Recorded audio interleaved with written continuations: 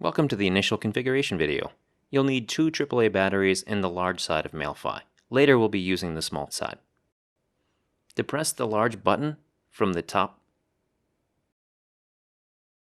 and gently pull back on the battery cover.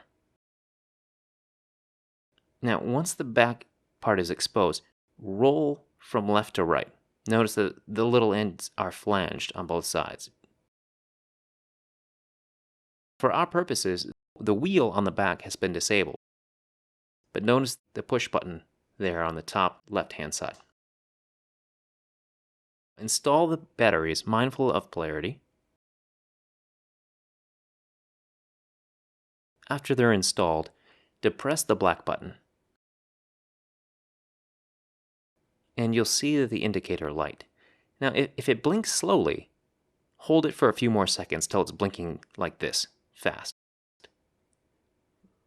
Now, install the Smart Life app and configure it for your first use. You'll need to configure your username and your password.